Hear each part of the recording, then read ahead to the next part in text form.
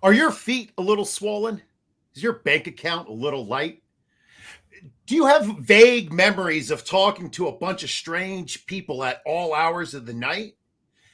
If so, you may have been at the Fantasy Football Expo this past weekend. I was there, and I'm a little bit cranky this week, dealing with the everyday realities of life, right? But with limited amounts of patience, I know that I need to get ready for my upcoming home leagues. And I'm sure you're in that same boat as well. So tonight we're going to talk about some undervalued players who could put your team over the top, and maybe we might share a story or two from Canton. Tonight on the Rod Pod.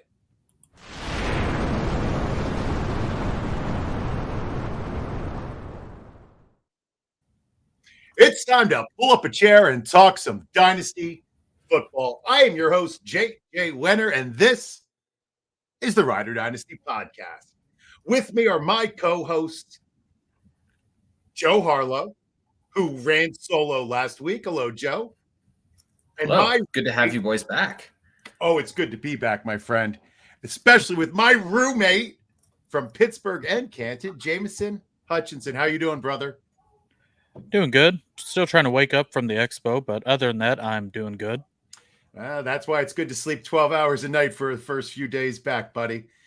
So tonight on the show, we're going to be talking about some undervalued players who you can grab in the later rounds of your draft. And to help us out, we are ecstatic. We are over the moon. We are so happy to welcome a writer for IBT Media, the founder of Unwind, and let's be honest, an all-around great person. You can find her on X at TootsiePop6. It's Rachel. Hello, guys. How's it going? Good. How are you? I'm good. Just saw you guys a couple days ago, or two of you at least. Yes, and it feels weird that we're all back in our homes and reconnecting this way. It was much better in person. It was much better, yes.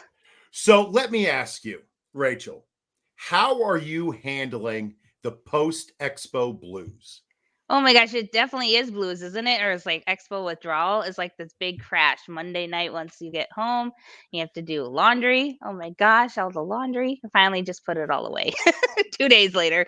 Anyway, yeah, it's definitely an expo withdrawal. Like we do live a lot of life in those 3 days at the expo and seeing all of our friends and having all the fun. And back to reality is hard. It's hard.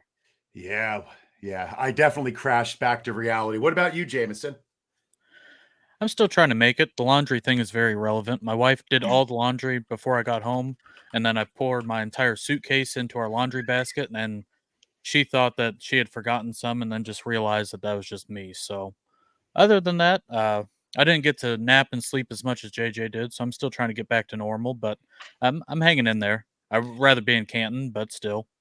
You know, I do, and I know I say this a lot. I don't know how non-teachers handle the expo. Like the fact that I can come back, right? I start school on Tuesday, so I have those jitters coming up, but I was able to sleep as much as I wanted and whenever I wanted. How do you do it, Rachel? When did you go back to work? Tuesday. So I flew home on Monday and then I had to go back Tuesday. No, it's been rough. It's been a rough weekend. It's only Thursday. I have one more day to go. It's hard. All right. Well, let's focus actually. We won't do a whole bunch of expo talk, but I want to know, Rachel, what was the highlight of the expo for you?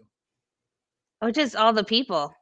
All the people together, just meeting everybody and seeing all the friends again. I've seen some friends I've seen for 3 years now. JJ, you're one of them. I met you my very, very first night at my first expo, and we've become good friends since. So it's just really strengthening those relationships and seeing these people again and just having a good old time. That was the highlight. I'll say one of my highlights, Rachel, was seeing all these women wearing Unwind shirts who all came there because of what you started. And I hope you know how amazing it is that we had such a higher level of female attendees because of you. Like, how does that make you feel? I am very humbled by that. So it's very overwhelming to hear those kind words. I'm just grateful for Unwind, and I'm grateful for all the women in this community that we built together. It wouldn't be, if they weren't as engaged, it wouldn't be what it is. So everybody is invested in it. And it's just, yeah, it was phenomenal to see and meet all these women in person and see the shirts. And I had stickers for Unwind. Yeah, I just never would have imagined that this would be where it is. Well, it was amazing. Jameson, what was the highlight of the expo for you besides rooming with me? Well, besides that, it's always the Friday night party at the plaza and just being able to hang out with everybody, play cornhole. Just like a time to get to see everybody. Everybody finally gets in and settled in, and just that's always been my favorite part the last 2 years. It's nice. Last year was my first year, so it had to meet everybody, and this year I finally knew some people and didn't feel so bad and just a little more comfortable. So, and just like Rachel said, building and strengthening the relationships that you've built over the year. Kind of wild how the internet will connect everybody year round until we go see everybody again. So, just a great time all around. That's a great answer. Cool. I have a question for you guys as well. I'm curious, who was the coolest booth, panel, or even if you saw any celebrities? Who's the coolest one of those you guys saw or heard? The coolest thing for me, I don't know if it was any of like those, but Mauricio brought Lucador masks, one of which is right back there. And there were about 20 of us wearing masks and marching down the center of Canton's main stretch where all people were just sort of staring at the weirdos walking. And it just felt really fun. And I don't know, right. My kid's still wearing my mask. I'll get that behind the shelf eventually until he takes it off, I can't really do much else about it. What about you, Rachel? Did you meet anybody new this year that you were like, that was awesome? Well, definitely. Well, the Unwind dinner was a phenomenal moment. Meeting all this, there's 15 of us that joined at dinner. We went to Tozzi's, which is an Italian restaurant that Bob Lung recommended. It was phenomenal, and it was just a really great time with the ladies. And then the other, maybe selfishly, moment was meeting Michael Florio. It's like a little fangirl moment there. Like, oh my gosh, I just met him and got my picture with him. He's awesome. That's awesome. It never fails to impress me. Like I still get fanboyish when certain people walk around and I'm like, huh, I listen to you a lot. And yes, I will do a shot with you. Even though Jameson wasn't supposed to let me. Jameson. Yeah. Oh, It is what it is. Good job, Jameson. Proud of you. I did what I could. I couldn't stop him. No, it was pretty unstoppable when it comes to some things. But all right. Back to business. If you haven't checked out the new IDP Plus website, you are missing out. We have done a complete overhaul of the site, and it is nice. Head over to idpplus.com after the show. Check out the website, take advantage of all the special membership offers, and start your march towards fantasy football glory today. The link and details are in the show description. All right, my friends, I want you. I need you. But there ain't no way I'm ever going to love you. So don't be sad. Because 2 out of 3 ain't bad. My friends, tonight, we're going to tackle undervalued players who will lead your squad to championship glory. You may not love them, but you very well may need them at some point this season. So we're going to start with some quarterbacks. And my directions were very, very clear. Give me one quarterback not ranked in the top 18 who you would trust this year in case of an emergency. And we're going to let our guest go first tonight. Rachel, who is your undervalued QB? I am going all in on Baker Mayfield. He was the QB 10 on the season last year, and he helped bring the Buccaneers to the NFC South title. He still has the weapons of Mike Evans and Chris Godwin, and he's got Kate Otten and Rashad White there, and the rookie Jalen McMillan.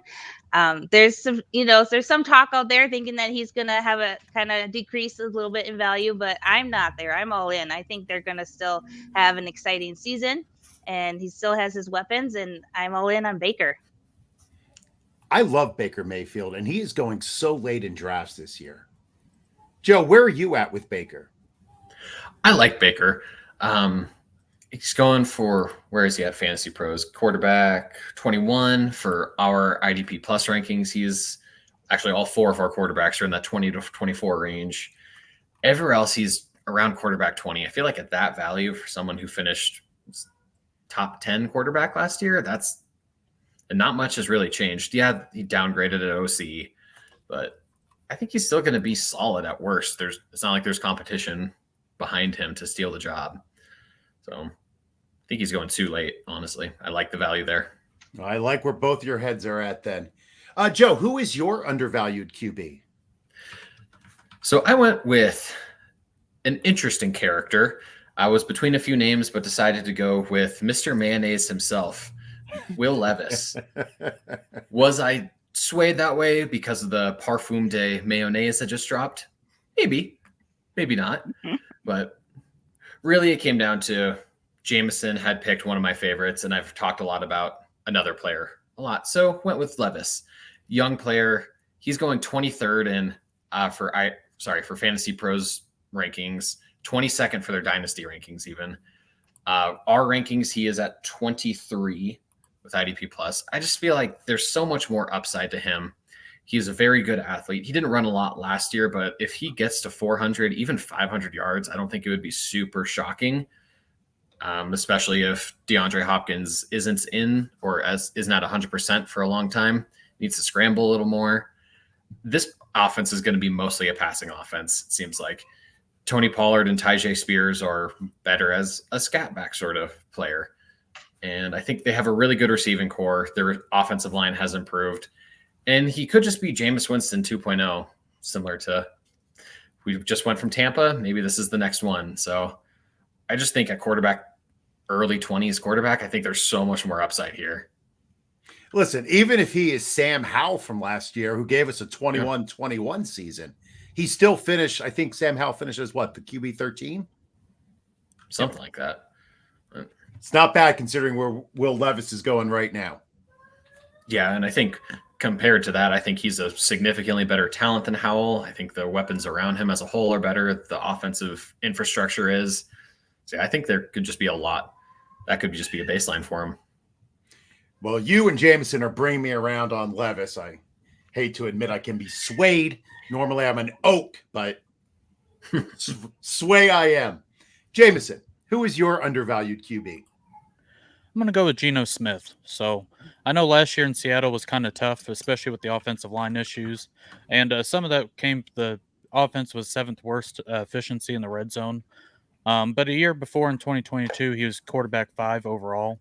I mean, he threw for over 4,000 yards and had 30 touchdowns. So I think with Ryan Grubb coming in from Washington, I think that, Geno Smith can get right back on track. Another thing about the 2022 season, he led the league high in completion percentage at 69.8. So as far as that goes, I think this upcoming season, the offensive line is going to be a little bit better.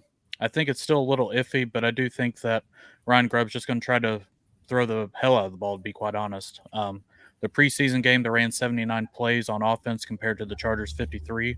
So it kind of sets up nicely. I think Jackson Smith-Njigba had a really good end of his 2023 run, and now that he's fully healthy, I think he can do a lot of damage this upcoming season as well. So I think there's going to be plenty of opportunity.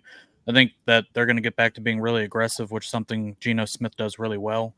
And I think it sets up really nice, not only for DK Metcalf, but I do think there's a chance that Jackson Smith-Njigba can be like the wide receiver 1 in Seattle. I think that is an opportunity. And you can't forget about Tyler Lockett as well. So I like Geno Smith to have a bounce back year. I think it sets up nicely for him. And I think he's one of the more undervalued quarterbacks right now. Now, J-Mo, any worry about Sam Howell being there? Any worry about his swagger in the locker room being too much for Geno to take? Not really, because Seattle seems to really not only buy into Geno Smith, the player, but the leadership aspect. And I think having him sit for Sam Howell, which, Sam Howell had a lot of sacks last year. A lot of it was the offensive line, but a lot of it came on him. And I know the offense wasn't great with Eric Bieniemy as offensive coordinator. It wasn't very creative. But I think this is Geno Smith's team, and I don't think, as long as things are fine, I don't really worry about Geno Smith getting overlapped here because I think that even last year, with as bad as it got, I remember the Thursday night game against Dallas. I mean, he threw for over 300 yards and 3 touchdowns. So I just still think it's there for Geno, and I think he can bounce back. So, no, I'm not too worried about Sam Howell. And if that happens, then I probably just need to throw everything away at that point. Throw it all away and start over. Well, I'm actually going to participate a little bit. Throw one in for myself. Someone that I absolutely do not love. I have got on many rants about not loving this gentleman. But I think I may want and or need him. Aaron Rodgers. Yes. I know. Right? The elusive, darkroom sitting, ayahuasca drinking QB is not even loved by his own family. But let's be real. He is one of the best QBs, right, of this generation. He is on a team that has done everything to make him happy, right? They've built him an arsenal of weapons. He has a wide receiver 1, Garrett Wilson, who is wide receiver 7, according to Fantasy Pros. He has an RB3 in Breece Hall, who is as strong a receiver as he is a runner. And he has a strong red zone target in Mike Williams, who, when healthy, is killer inside the 20s. You throw in a solid tight end with Tyler Conklin. Everybody loves Conklin this year. Some young wide receiver talent and Xavier Gibson, Malachi Corley, and Jason Brownlee. And I'm legitimately excited to see what can happen with the Rodgers offense this year. Am I crazy? I don't think. Well, Rachel might think you're crazy. As a Vikings fan, I don't like Aaron Rodgers when he was on the Packers. I think he's a punk. He is a punk. Oh, shut up, Sean. I don't secretly love him. He's telling us he loves him. It's not a secret. I may want or need him. I don't love him.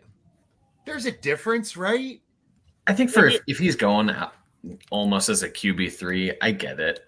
Someone I'm not going to have on many teams, just don't like the guy, don't really want to root for him. So aside from that, yeah, I think the path to success is pretty clear.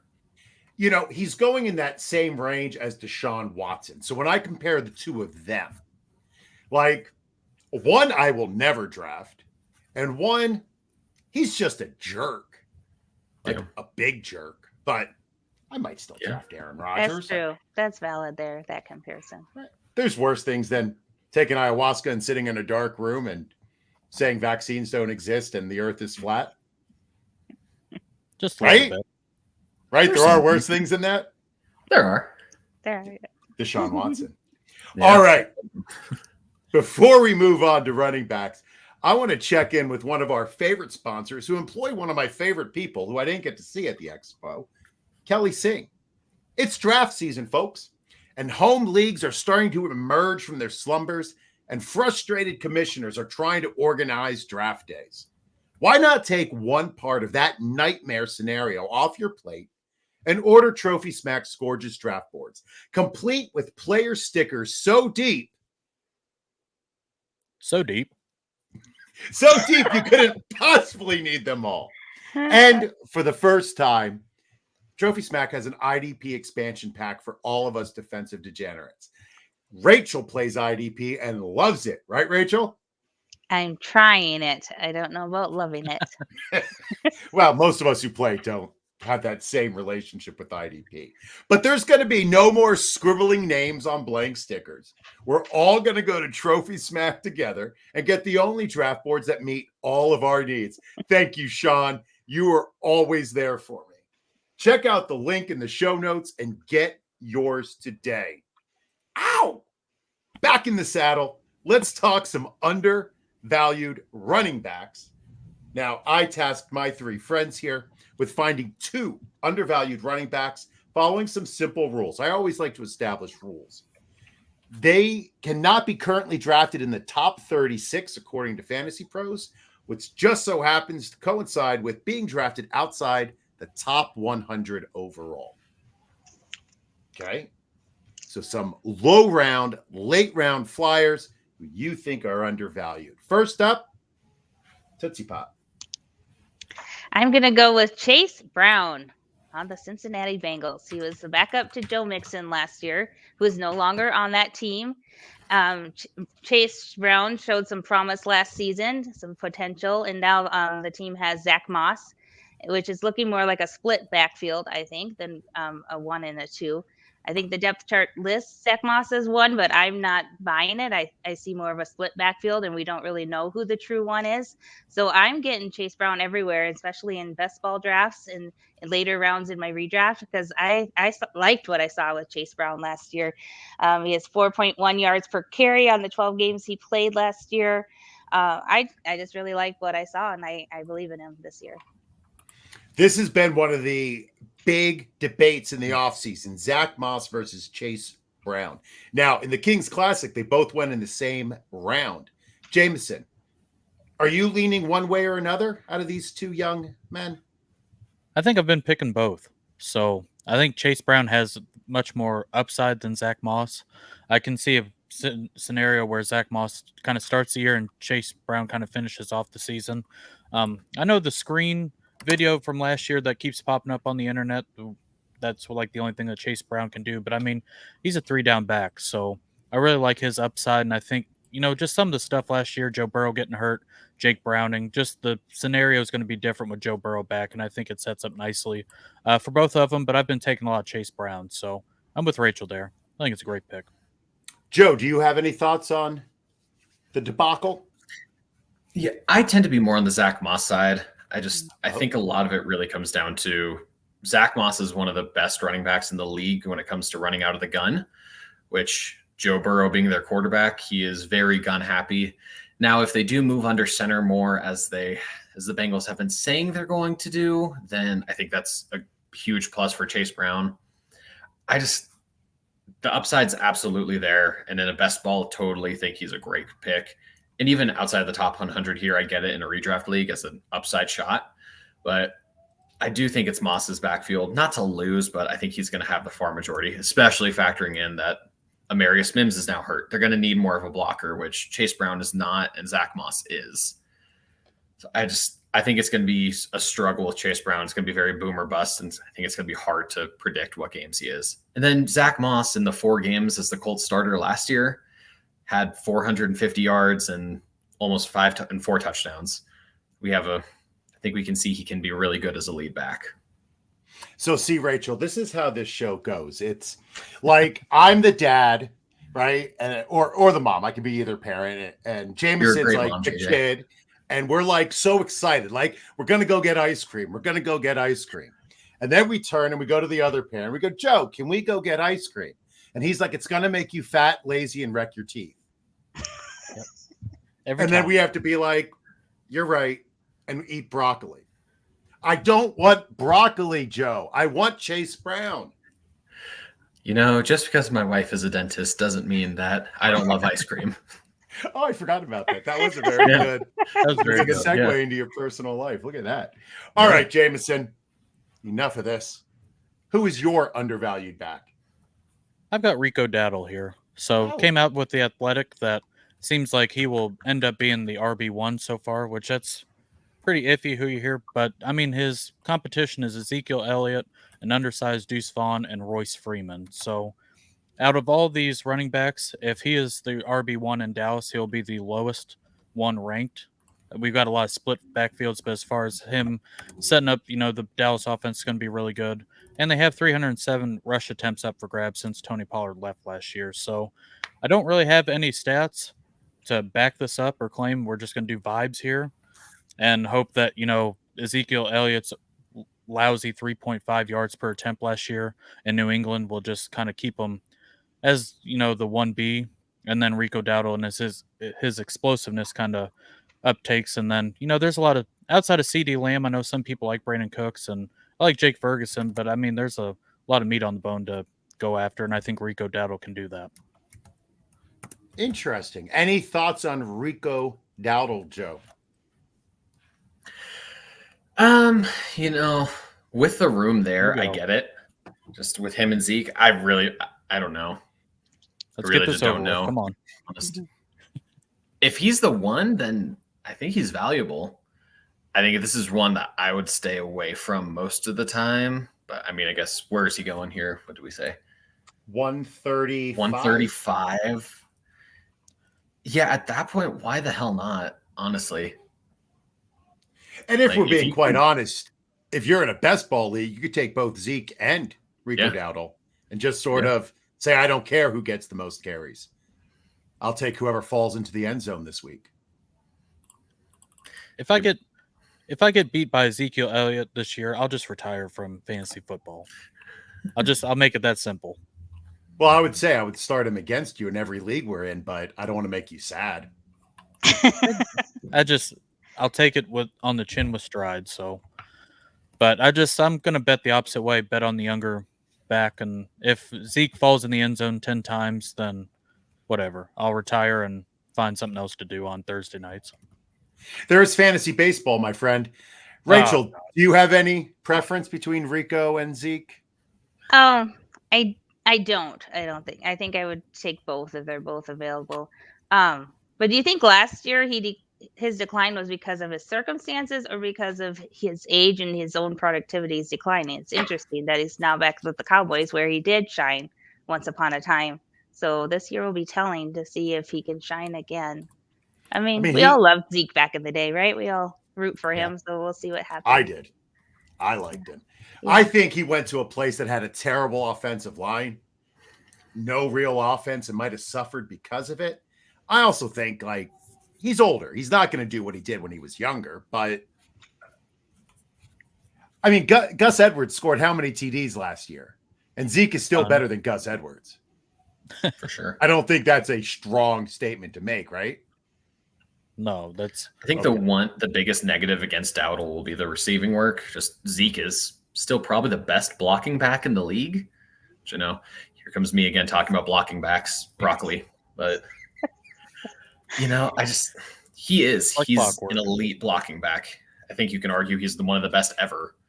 And that matters for this team, especially with Tyler Guyton, who apparently they found another great converted position, random raw guy on the left side of the line. But if they need help, I think he's going to be there a lot. But I could see Dowdle getting all the dirty work between the 20s, which will be valuable in this offense. Every offensive lineman should go work with Duke Manyweather. Because if Tyler Guyton looks that much better after like a summer of working with Duke, I'm sending the entire Jets O-line over there. Yeah, especially after he played, 100 snaps at left tackle in his career, I think. So, yeah, it's good improvement. Good improvement. Jameson. Wait, did you guess? Did you get one yet? Yeah, I already went. Yeah. Oh, Joe, you're up. Come on. I am. This is going to be more of an ice cream pick. Oh. And we're going to go to the Dolphins. Jaylen Wright. That is ice cream. I like this. Oh, yeah. Talking earlier in our offseason when we were doing rookie reports, that I absolutely loved this guy. In his last 2 years at Tennessee as a starter, averaged 6.67, almost Gary, yards per carry there. Almost 2,000 yards, 14 touchdowns. Dude is electric. Had a couple plays in the first preseason game where he's fast. And unlike Devon Achane, he is a good-sized running back. Now, this year, he's going to need an injury to Raheem Mostert or Devon Achane, or maybe both, to really have much of a role. He's the clear third running back on this team. But if you're getting him in, the 13th round, 12th round, I think that's an upside shot willing to take. We saw what Devon Achane did in his few games as a running back one last year. And Jaylen Wright, I think, could be just as good. I think he's a similar talent level player. Similar explosiveness. He doesn't quite have the long speed, but he has more strength to his game just with the size. Solid receiving back, not elite there by any stretch, but last year, 22 catches in his last year. I think, and especially for Dynasty where he's going as running back 37, I think, and 46 in redraft, I'm willing to take that shot every day of the week. Yeah, something funny that Doug said to me last night, we were doing my other podcast, and he was talking about his draft plan. And he was talking about in your later rounds, taking players who can be the starter. Not guys who have limited, like they're going to be in a timeshare, they're going to get 5 carries. But take somebody who, Raheem Mostert, it's not like he doesn't have a history of injury. Achane has a history of injuries for 1 year, right? Achane 2025. I like your ticket, Sean. Thank you, sir. I'd go for it. But Jaylen Wright, right? Anything happens to Mostert, he could step right into a healthy role on a healthy offense. Yeah. Just my 2 cents. It's kind of similar with Achane last year. He went into a room with Jeff Wilson and Raheem Mostert, and Jaylen Wright's walking into Achane and Mostert this year. So it's very similar.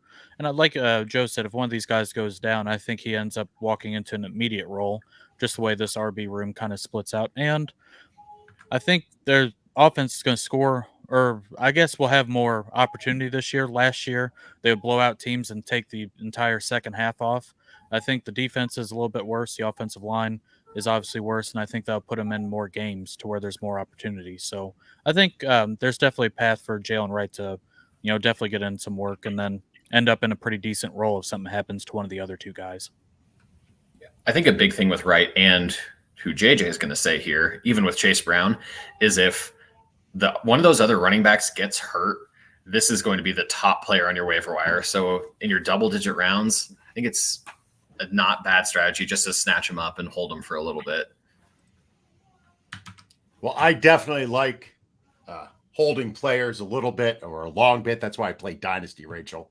I can't give up players. That's that like anxiety, separation anxiety. But Jalen Tolbert's finally going to be great. This is the year. This is the year. That's the one. Trust me. All right, let's move on. All right. So I'm going to throw in a late round suggestion. So right now, you should be able to get this player after your draft has ended. And this gentleman goes by the name of Braelon Allen. Yes. I know he plays for the Jets. But look on the bright side. He plays for the Jets. So, right? The two-sided coin. I want Breece Hall to have 350 touches. That's what I want. But if he gets 350 touches, because he's a Jet, he will get hurt again. And I don't want him to get hurt. Just for the record, I'm knocking on wood. I just don't want to ruin the audio for this entire segment by knocking the entire time I speak. So they want Breece Hall to survive this year. So I think we're going to see a little bit of Braelon Allen.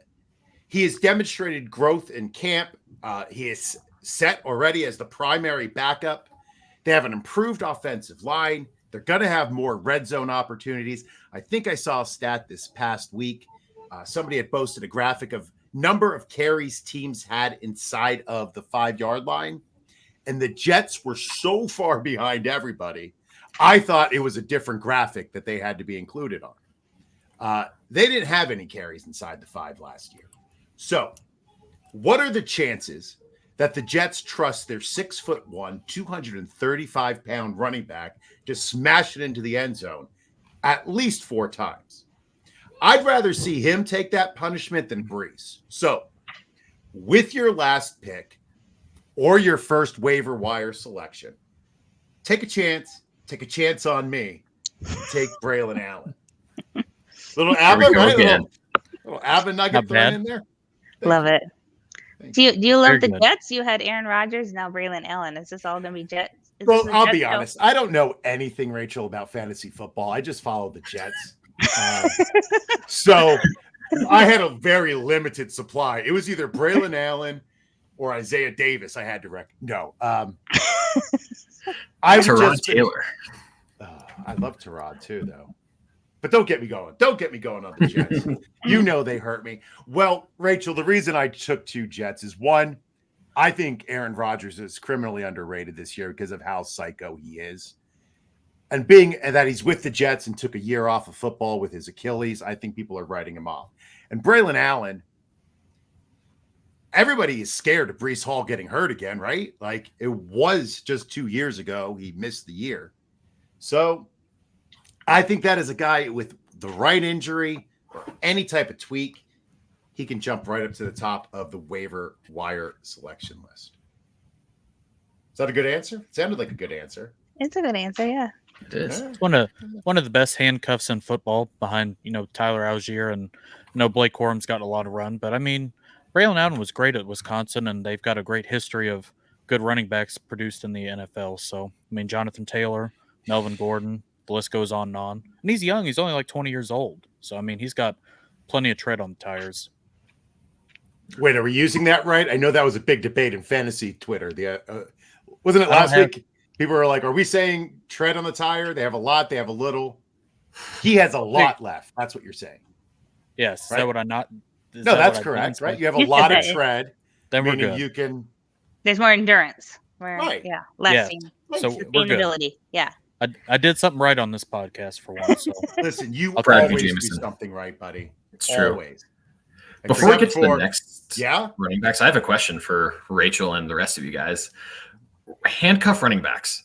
Where do you guys stand? Taking your own, someone else's? This is one I always like. I'm always on the fence. I don't know. I usually just take my own, but then feel like just hold them for the rest of the year, let them waste away. But what do you guys think?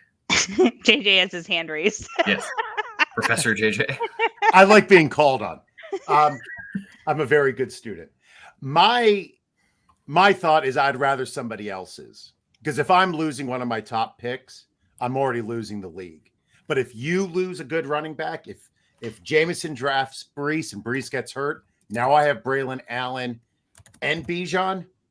That's going to help me a lot more than just replacing Brees with Braelon, in my opinion.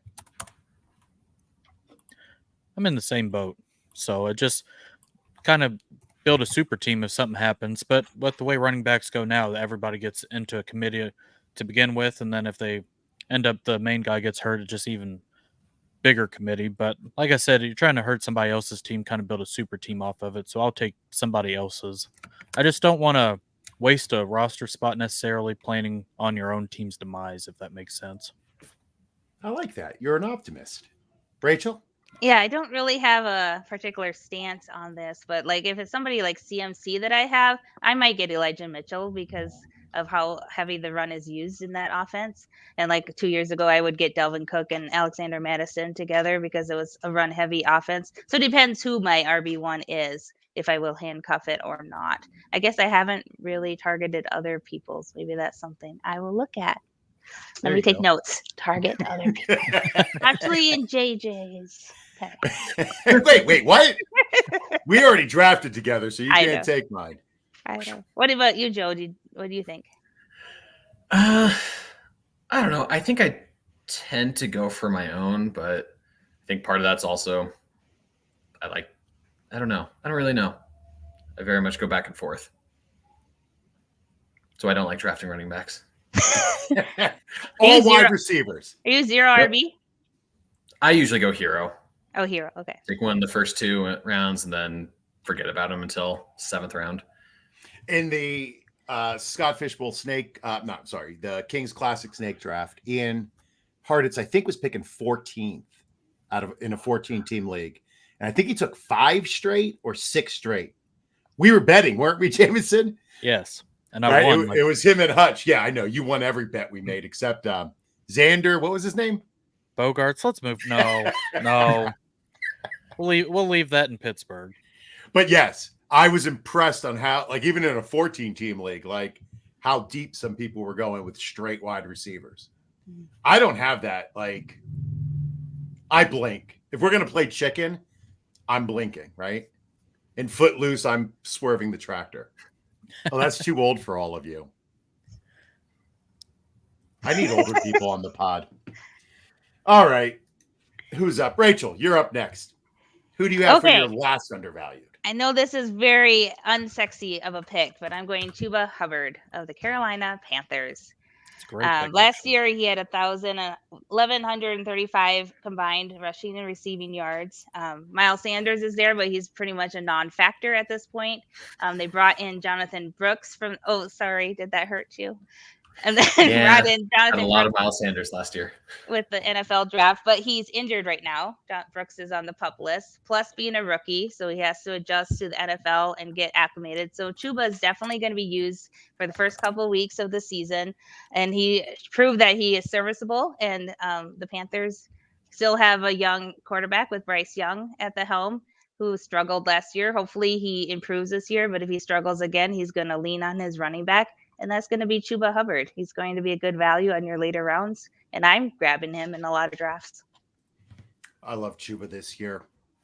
Jameson, where are you with Chuba?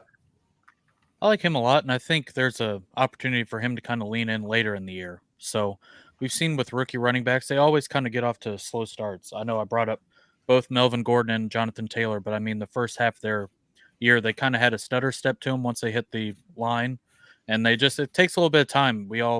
All these rookies are expected to be the greatest of all time once they hit the field week one, and sometimes you have to ease into it. And I think Chuba Hubbard's shown that he can produce. Dave Canales has gone all offseason saying he wants to run the ball, and I think that Chuba is a great pick. Not only, I think a lot of people, I mean, there's definitely a worth to, having Chuba the first, 4 to 6 weeks where, he can get a ton of volume at a very low cost and, be an excellent RB2 or RB3 that not a lot of people are thinking about because all they can think about is Jonathan Brooks and what he's going to do down the road. But I think there's plenty of value to him, and I think he's shown that he's good back and can handle a workload, and I think he's a great pick too. So, all right, Jamison, who was your next selection? I'm going to go with Ty Chandler. So they came out and said that Aaron Jones is probably going to get 15 to 18 touches a week. He's a 29-year-old running back who has only finished a full season twice out of his 7 seasons. And going back to last year, it's kind of hard to look at the numbers for Ty Chandler just because once Kirk Cousins went down, they played Jaron Hall, they played Nick Mullins. I mean, they grabbed an astronaut and played one of those as well, and Josh Dobbs. So just kind of hard to look at the offense overall. But I mean, in the final 4 games, he averaged 15 attempts and had over 81 yards. So I definitely think there's some meat on the bone. And if we expect Aaron Jones to get hurt, no offense, he seems like he always does, I think Ty Chandler ends up in an awesome role. And I don't think that Kevin O'Connell wants to necessarily lean too much on Sam Darnold, especially, he's seen Ghost and he's had some problems. He'll get good, but once somebody figures him out, I mean, just the train goes off the rails and into the depths of hell. So I just think that they're going to try to rely as much as they can on the running backs. And if Aaron Jones is gone, I think Ty Chandler will have some standalone value, but if something happens to Aaron Jones, I think he ends up being a great pick as well. Somebody who can get the dump offs. He's got some burst to him, and he's just one of these later guys that I've been really, really targeting here late within the last month. Well, that's the best Chandler news we got today. Too early for never mind. Just a little bit. Just a little bit. I actually knew that, but okay. Yeah, we'll leave that one go. That might have been not appropriate. Joe, what do you think about Ty Chandler? I like it. I think it makes a lot of sense. Aaron Jones, like you said, has missed over the past 4 years. Quick math, 11 games. And then the 2 years ago in 2022, when he played every game, he averaged 13 carries, 12 and a half. I just think this is another just a good second running back who a couple games can blow up. Very Alexander Madison-y, though I think he's a little more talented. And this is just a tad bit better offense. It's a better fit.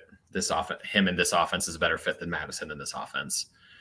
So I want every piece of this offense I can get, honestly.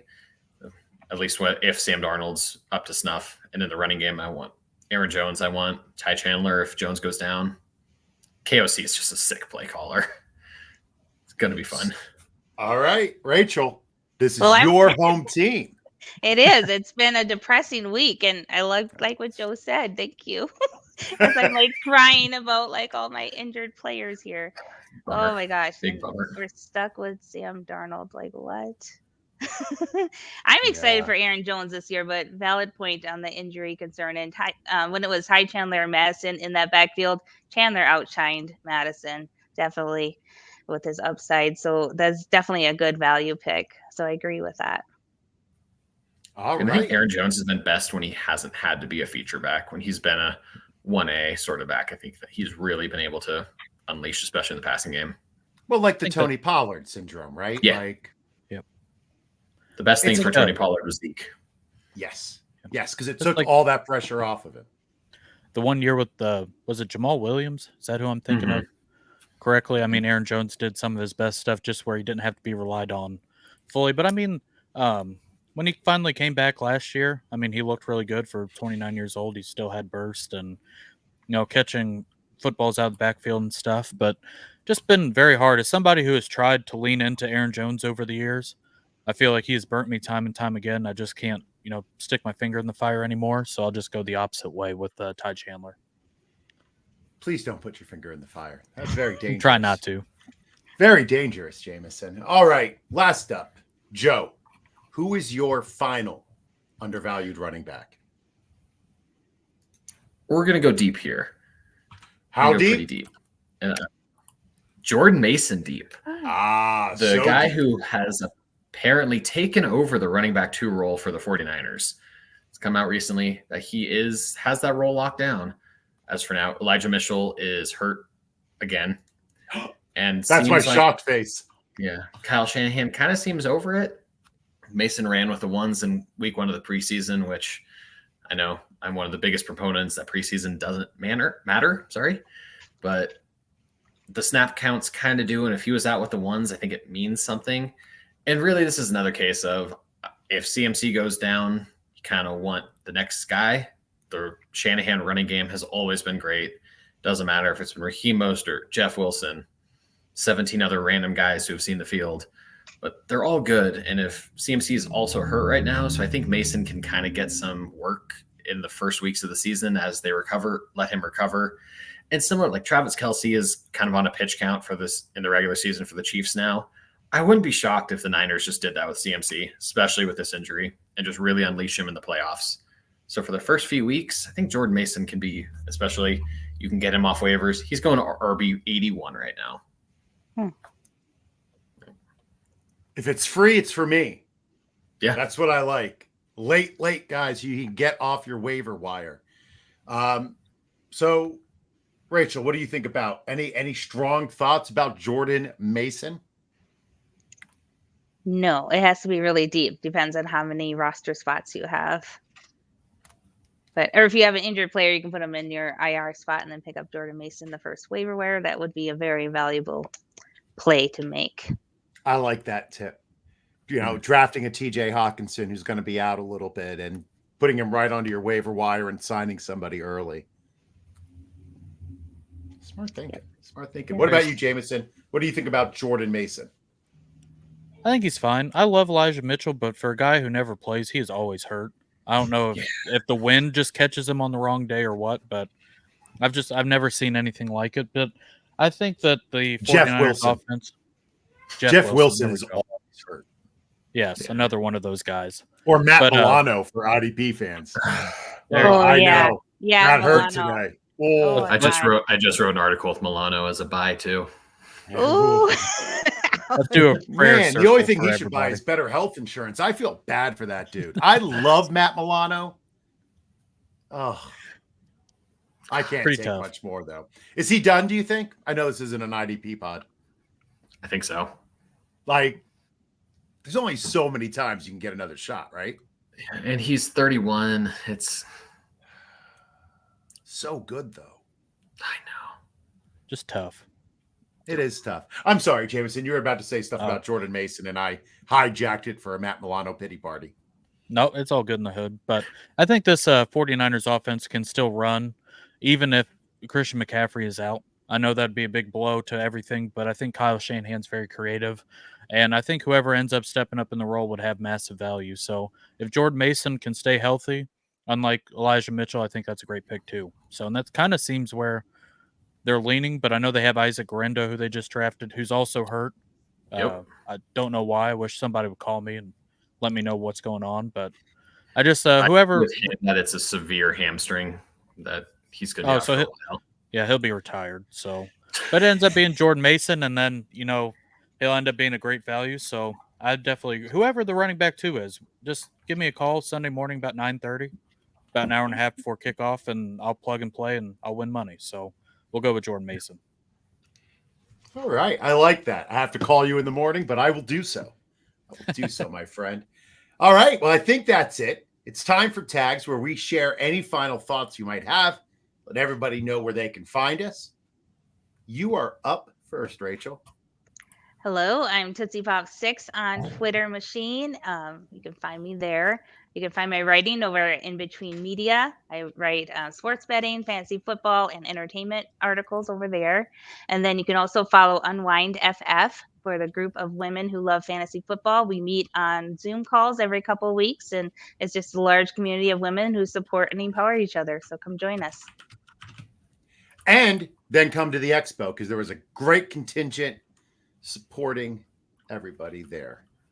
Yeah. Jameson. On Twitter machine at Jameson Rules. So here at the Ride to Dynasty every week. And then we also have NFL DFS. I'll be doing some stuff for IDP Plus. Hoping to try to win some money. That'll be coming up here in a few weeks. So kind of gearing up towards that. But other than that, just the normal ranting, wrestling. That's about it. Same old, same old. It's not going to work with me, brother. All right, Joe. You can find me at JoeLow63 and here on the Rod Pod every week, doing some other writing at IDP Plus. And yeah, that's about it. Thank you guys. I'm at JJ Winner on Twitter. Thank you to everybody who joined us tonight on the stream. Thank you, Joe and Jameson, for all of your hard work. Thank you to Rachel for joining us tonight. It's nice to get you on the pod. Thank you for all that you do for the community. And I mean that. Like, you are the community now. And that's a heavy burden to hold, right? Heavy is the head that wears the crown, but wear it proudly. You have done a lot for everybody, and you have really, really built up the Expo and helped make it great. So thank you for that. Be sure to tune in to the All Out Blitz with Doug Orth next week when we put his draft plan into practice by doing a couple mock drafts. Then come back on Friday for the Rod Pod, where we dive into undervalued wide receivers and tight ends. So from all of us to all of you, be safe, be well, and as always, boat drinks, my friends. Boat drinks. Thank you for watching the IDP Plus YouTube network. If you enjoyed this video, give it a thumbs up and don't forget to subscribe to our channel. Be sure to tap the bell icon to get notified whenever we upload new content.